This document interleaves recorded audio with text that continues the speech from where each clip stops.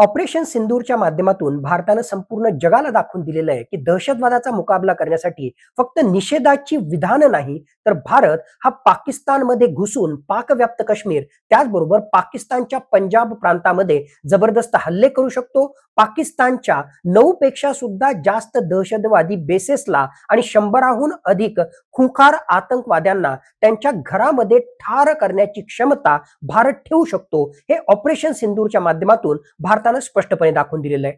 88 तासांच्या या ऑपरेशन मध्ये भारतानं सटीकपणे दहशतवाद्यांची केंद्रस्थानं ही उद्ध्वस्त केली आणि त्याच्याही पलीकडे जाऊन पाकिस्तानची मर्मस्थानं असणाऱ्या 11 महत्वाच्या मिलिटरी एअर बेसेस त्याचबरोबर कमांड अँड कंट्रोल सेंटरला उद्ध्वस्त करण्यामध्ये सुद्धा भारताला यश मिळालं. भारताच्या या जबरदस्त कारवाईमुळेच पाकिस्तानला कुठेतरी अमेरिकेची विनवणी त्या ठिकाणी करावी लागली आणि त्याच्याच माध्यमातून कुठेतरी या ऑपरेशन सिंदूर पासून पाकिस्तान स्वतःचा बचाव त्या ठिकाणी करू शकला. ऑपरेशन सिंदूरच्या माध्यमातून भारताला खूप सारे लेसन सुद्धा भविष्याच्या युद्धासाठी मिळालेले आहेत आणि त्यामधला एक सर्वात महत्वाचा धडा म्हणजे भविष्यामध्ये पाकिस्तान हा भारताविरुद्ध एकटा लढणार नाही तर चायनाचा छुपा पाठिंबा पाकिस्तानला आहे. इलेक्ट्रॉनिक वॉरफेअर त्याचबरोबर ड्रोन वॉरफेअरच्या माध्यमातून भविष्यामध्ये पाकिस्तान हा भारतावर हल्ले त्या ठिकाणी करू शकतो.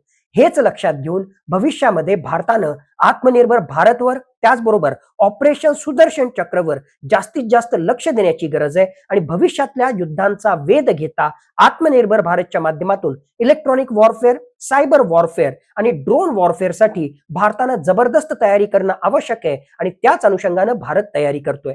नक्कीच येणाऱ्या काळामध्ये पुन्हा एकदा भारताचा पाकिस्तानशी मुकाबला रणांगणावर होणारच आहे, पण त्यावेळेस पाकिस्तानची एकूणच बॅटल फील्डवरची प्रिपेअर्डनेस म्हणजेच त्यांची तयारी ही वेगळी असणार आहे. चायना त्यांच्या सोबतीला असणार आहे आणि या नव्या आधुनिक युद्धाचा मुकाबला करण्यासाठी भारत सुद्धा पूर्णतः तयार आहे. म्हणूनच भारतानं स्पष्टपणे भूमिका त्या ठिकाणी घेतलेली आहे की ये नया भारत आहे आणि या भविष्यातल्या युद्धांचा मुकाबला करण्यासाठी भारतानं स्पष्टपणे सांगितलेलं आहे operation Sindur is steel on.